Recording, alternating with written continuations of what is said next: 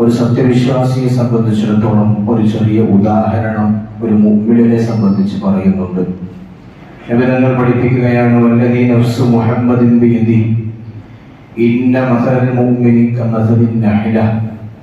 ഒരു സത്യവിശ്വാസിയുടെ ഉദാഹരണം എന്ന് പറഞ്ഞാൽ, ഒരു മുഅ്മിനിന്റെ ഉദാഹരണം എന്ന് പറഞ്ഞാൽ കമസലിൻ നഹ്ല, അത് ഒരു തേനീച്ചയെ പോലെ ആയിരിക്കണം.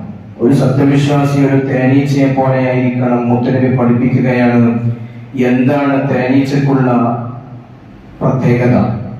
തേനീച്ച എന്ന് പറയുന്ന ചെറിയ ഒരു ജീവിക്ക് ഉള്ള പ്രത്യേകത എന്താണ് എന്ന് മുത്തനബി പഠിപ്പിക്കുകയാണ്. അകലത്തു തൊയ്യിബ, തേനീച്ച നല്ലത് മാത്രമേ ഭക്ഷിക്കുകയുള്ളൂ. എത്രയേറെ പൂക്കളുണ്ട് എങ്കിലും, എത്ര വ്യത്യസ്തങ്ങളായ പൂക്കളുണ്ട് എങ്കിലും, നല്ല പൂവിൽ നിന്ന് തേനീച്ച പൂമ്പൊടി സ്വീകരിക്കുകയുള്ളൂ. നല്ലതിനെ മാത്രമേ തേനീച്ച ഭക്ഷിക്കുകയുള്ളൂ എന്ന് മുത്തുനബി സല്ലല്ലാഹു അലൈഹി വസല്ലം തങ്ങൾ പഠിപ്പിക്കുകയാണ്. ഒരു മുഅ്മിൻ അങ്ങനെയായിരിക്കണം. അവൻ ജീവിക്കുന്ന സാഹചര്യത്തിൽ കലുഷിതമായ സാഹചര്യങ്ങളിലൂടെ ഒരു സത്യവിശ്വാസി കടന്നുപോകും. ജീവിതത്തിന്റെ പ്രയാസങ്ങളിലൂടെ ഒരു സത്യവിശ്വാസി കടന്നുപോകും. ആ നേരത്ത് നല്ല രൂപത്തിൽ ജീവിക്കാൻ കഴിയുക എന്നതാണ് ഒരു വിശ്വാസിയുടെ ഏറ്റവും വലിയ ക്വാളിറ്റി. ഹറാമുകൾ വർദ്ധിക്കുന്ന കാലഘട്ടത്തിൽ ഹറാമ ഏതാണ്, ഹലാല് ഏതാണ് എന്ന് തിരിച്ചറിയാത്ത ഒരു സാഹചര്യത്തിൽ വളരെ സൂക്ഷ്മത പാലിച്ച്, വളരെ തഖ്വയും പാലിച്ച്, വളരെയധികം ജീവിതത്തിലുള്ള ചിട്ടയോടുകൂടെ ജീവിതത്തെ ക്രമപ്പെടുത്തി തന്റെയും തന്റെ കുടുംബക്കാരുടെയും വയറിന്റെ ഉള്ളിലേക്ക് പോകുന്ന ഭക്ഷണം അത് തീർത്തും ഹലാലാണ് എന്ന ബോധം, എന്ന ചിന്ത ഉണ്ടായിരിക്കുന്ന ആളായിരിക്കും ഒരു വിശ്വാസി. അമ്പിയാക്കന്മാരെ പറ്റി അല്ലാഹുവിന്റെ പരിശുദ്ധമായ ഖുർആൻ വിശേഷിപ്പിച്ചത്, അവർ യഅ്കുലൂന ഹലാലൻ തയ്യിബ, ഹലാൽ എന്നല്ല പറഞ്ഞത്, ഹലാലും തയ്യിബ് ഭക്ഷിക്കുന്നവരാണ് മഹാന്മാരായ അല്ലാഹുവിന്റെ ഔലിയാക്കന്മാരെ പരിശുദ്ധമായ ഖുർആൻ പരിചയപ്പെടുത്തുന്നത്. ഹലാലായിരിക്കാം, പക്ഷേ ഹലാലിന്റെയും അപ്പുറത്തുള്ള ഒരു ക്വാളിറ്റി ഉണ്ട്, തയ്യിബ, ഏറ്റവും നല്ലത്. അത് മാത്രമേ മഹാന്മാരായ അമ്പിയാക്കന്മാർ ഭക്ഷിക്കാറുണ്ടായിരുന്നുള്ളൂ എന്നത്. ഇന്ന് നമ്മൾ വളരെയധികം കൃത്യമായി ചിന്തിക്കുകയും മനസ്സിലാക്കുകയും ചെയ്യേണ്ടത്, നമ്മുടെ സമ്പാദ്യത്തിന്റെ മാർഗങ്ങൾ, നമ്മൾ വീട്ടിലേക്ക് അരിവാങ്ങുന്ന ഭക്ഷണം ഏത് പണം ഉപയോഗിച്ചാണ് നമ്മൾ വാങ്ങുന്നത്? നമ്മൾ വീട്ടിലേക്ക് നമ്മുടെ മക്കൾക്ക് കൊടുക്കുന്ന ഭക്ഷണം എന്റെ കയ്യിലുള്ള ഏത് സമ്പത്ത് കൊണ്ടാണ് ഞാനിത് വാങ്ങുന്നത് എന്ന ചിന്ത ഒരു മുമ്പിൽ ഉണ്ടാവണം. ഈ അരി വാങ്ങുന്നത് ഹറാമായ മാർഗത്തിലൂടെ ഞാൻ ഉണ്ടാക്കിയ സമ്പാദ്യത്തിൽ നിന്നാണോ, അതോ ഞാൻ ഈ ഉണ്ടാക്കിയ പണം അത് ഹലാലായ മാർഗത്തിലൂടെയാണോ എന്ന് ഒരു വിശ്വാസി 100 വട്ടം ചിന്തിക്കണം എന്നാണ് ഹബീബായ നബി മുഹമ്മദ് മുസ്തഫ സല്ലല്ലാഹു അലൈഹി വസല്ലം തങ്ങൾ പഠിപ്പിക്കുന്നത്. പലിശയുമായി ഇടപെട്ടുള്ള ഒരു ജീവിതവും ഒരു വിശ്വാസിയെ സംബന്ധിച്ചിടത്തോളം ഭൂഷണമല്ല. പരിശുദ്ധമായ ഇസ്ലാം ശക്തമായി വിലക്കിയത് ഹറാമുമായി ബന്ധപ്പെട്ട എന്തൊക്കെ ഇടപാടുകളുണ്ടോ ആ ഇടപാടുകൾ മുഴുവൻ ഒരു സത്യവിശ്വാസി നിർത്തിവെക്കണം. അവിടെയാണ് വിശ്വാസിയുടെ ക്വാളിറ്റി പ്രകടമാകുന്നത്. നോക്ക് നിങ്ങൾ, ഒരാൾ ഹറാമായ ഭക്ഷണം ഭക്ഷിച്ചാൽ എന്താണ് ഉണ്ടാവുന്നത്?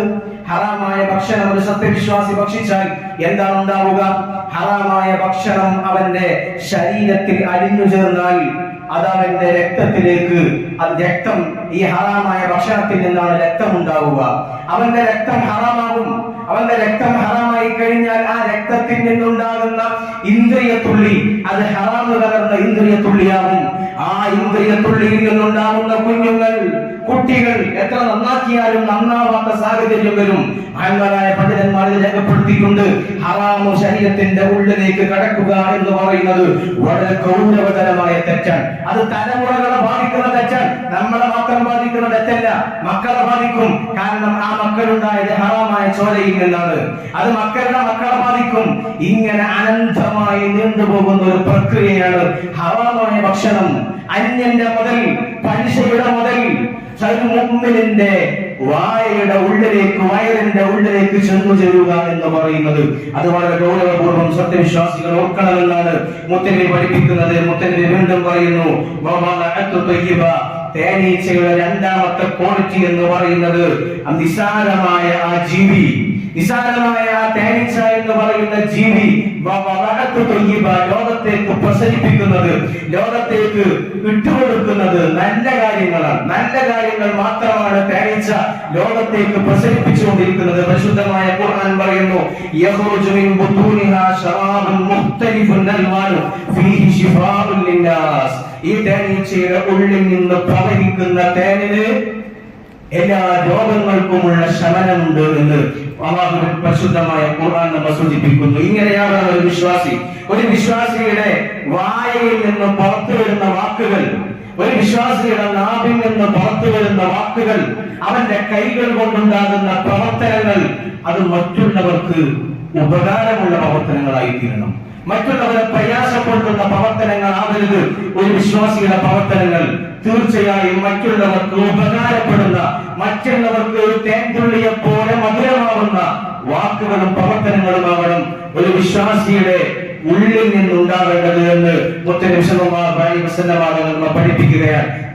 ആദിവായ ഒരു മുസ്ലിമിനെ പറ്റി പറഞ്ഞത് ആരാണ്? മുസ്ലിം അൽ മുസ്ലിമു മൻ സലിമൽ മുസ്ലിമൂന മിൻ ലിസാനിഹി വ യദിഹി. ഒരു മുസ്ലിം എന്ന് പറഞ്ഞാൽ അതാണ്. ഒരു മുസ്ലിം എന്ന് പറഞ്ഞാൽ തലയിൽ തൊപ്പിയിട്ട് നടന്നത് കൊണ്ട് മുസ്ലിം ആവില്ല. വെള്ളക്കുപ്പായവും വെള്ള ജുബ്ബയും ധരിച്ചത് കൊണ്ട് മുസ്ലിം ആവില്ല. ഒരു മുസ്ലിമിന്റെ ക്വാളിറ്റി മുത്തനബി പഠിപ്പിക്കുകയാണ്.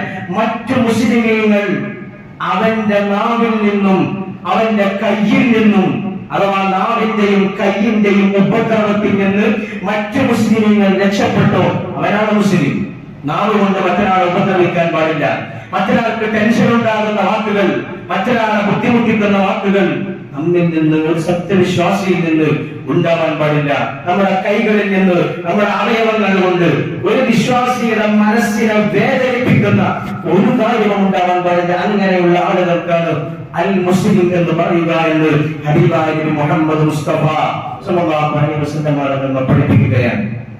ഇതൊരു വിശ്വാസിയുടെ ക്വാളിറ്റിയായി മുത്തനബി എഴുതുകയാണ്. മൂന്നാമതായി തേനീച്ചയെ പറ്റി പറയുന്നത്